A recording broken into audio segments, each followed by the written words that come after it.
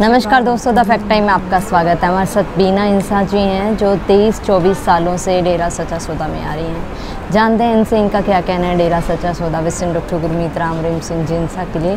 Bina ji, the fact time में आपका स्वागत है।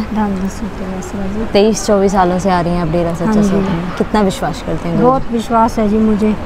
और मुझे ऐसी बीमारी लग गई थी बैम की कि उससे ऐसे सब डॉक्टरों ने जवाब दे दिया था कि ये बिल्कुल ठीक भी नहीं हो सकती। ये तो बैम की दारू तो मौत है भी। हर एक चीज़ का बैम रहता, साबुन से हाथ धोती रहती थी और बस कोई भी चीज़ हो किसी से ऐसे नफरत करती थी जैसे भी कोई भी अच्छा नहीं लगता था भी मैं अकेली रहूँ जैसे।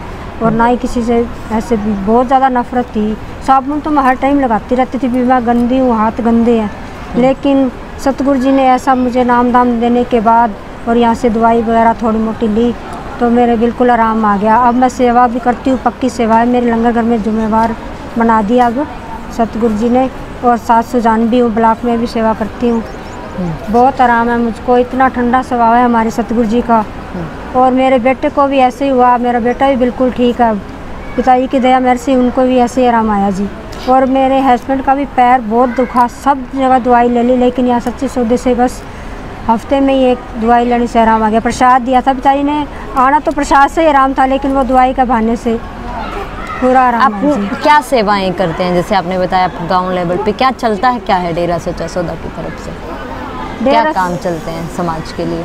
समाज के लिए बहुत सारे चल रहे हैं जी। भलाई के इतने काम चल रहे हैं। पिताजी ने बहुत सारे काम चला रखे हैं। जैसे किसी की बेटी हो, माँ बाप ना शादी कर सके, गरीब परिवार हो, जिनके मकान नहीं उनको मकान, खूनदान करना बहुत सी है। जैसे थैलीसीमिया के मरीज हैं उनके लिए, सब के लिए, मतलब गरीबों के लिए और जो गर्भवती महिलाएं हैं उनके लिए भी राशन बांटना, सब कुछ पिताजी ये करवा रहे हैं जी।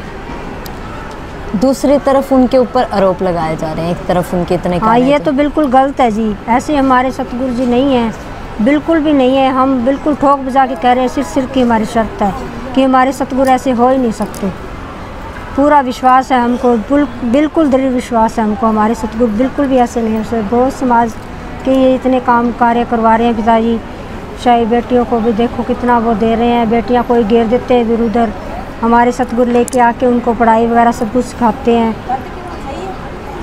क्या आज गुरु जी की समाज को ज़रूरत है? हाँ जी, ज़रूरत है, हमें पूरी ज़रूरत है समाज को भी, हमको। बदलाव क्या आए हैं? 4 सालों से अब नहीं है वो समाज में, क्या बदलाव लग रहा है आपको उनके ना रहने से आ रहे हैं समाज के?